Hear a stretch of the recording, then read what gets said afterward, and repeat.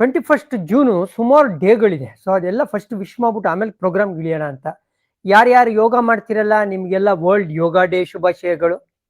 Music ಲವರ್ಸ್ಗೆಲ್ಲ world music day ಶುಭಾಶಯಗಳು. ಆಮೇಲೆ ಅಪ್ಪಂದ್ರಿಗೆಲ್ಲ fathers day ಶುಭಾಶಯಗಳು ಅಂತ ಹೇಳಕ್ಕೆ ಇಷ್ಟಪಡ್ತೀನಿ.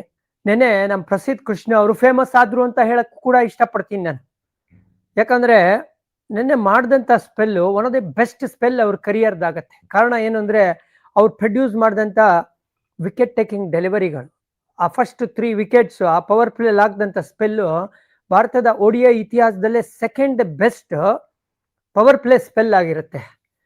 4-5-6 ಅಂದರೆ 4 ವಿಕೆಟು 5 ಓವರಲ್ಲಿ 6 ರನ್ನ ಕೊಟ್ಟು ಪ್ರಸಿದ್ಧವರು. ಅದು ಏನು, ಚೆನ್ನೈ ಮಠ ಮಧ್ಯಾಹ್ನ ಉರಿಯೋ ಬಿಸಿಲಲ್ಲಿ ಆ ನ್ಯೂ ಬಾಲ್ನ ಮಾತಾಡ್ಸಿರೋದು ಅಥವಾ ಆಟ ಆಡಿಸಿರೋದು ಅಪೋನೆಂಟ್ಗಳಂದ್ರೆ ಅಫ್ಘಾನಿಸ್ತಾನ ಔಟ್ ಮಾಡಿರೋದು.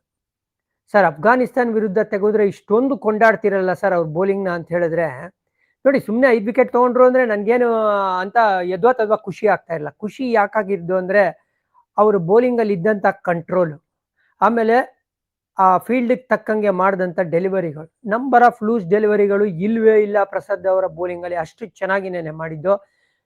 ಇತ್ತೀಚಿನ ದಿನಗಳಲ್ಲಿ ಆಸ್ ಎ ಬೌಲರ್ ಇವರು ಮೆಚ್ಯೂರ್ ಆಗಿದ್ದಾರೆ. ಇದು ಖುಷಿ ವಿಷಯ ನನಗೆ ವೈಯಕ್ತಿಕವಾಗಿ. ಅಂದರೆ ಭಾರತಕ್ಕೆ ಇದು ವೆರಿ ಗುಡ್ ನ್ಯೂಸ್. ಯಾಕಂದರೆ ನೆಕ್ಸ್ಟ್ ನಾವು ಇಂಗ್ಲೆಂಡ್ಗೆ ಹೋಗ್ತಾ ಇದ್ದೀವಿ, ನ್ಯೂಜಿಲೆಂಡ್ಗೆ ಹೋಗ್ತಾ ಇದ್ದೀವಿ, ಸೌತ್ ಆಫ್ರಿಕಾಗೆ ಹೋಗ್ತಾ ಇದ್ದೀವಿ. ಇಲ್ಲೆಲ್ಲ ಒಳ್ಳೆ ಫಾಸ್ಟ್ ಬೌಲರ್ ಉದ್ದ ಇರೋರು ಸಿಕ್ಕಿದ್ರು ಅಂತ ಹೇಳಿದ್ರೆ ಬುಮ್ರಾಗೆ ಸಿರಾಜ್ಗೆ ಅದ್ಭುತವಾದ ಒಂದು ಜೋಡಿ ಆಗ್ತಾರೆ ಅಥವಾ ಸಪೋರ್ಟ್ ಸಿಸ್ಟಮ್ ಆಗ್ತಾರೆ.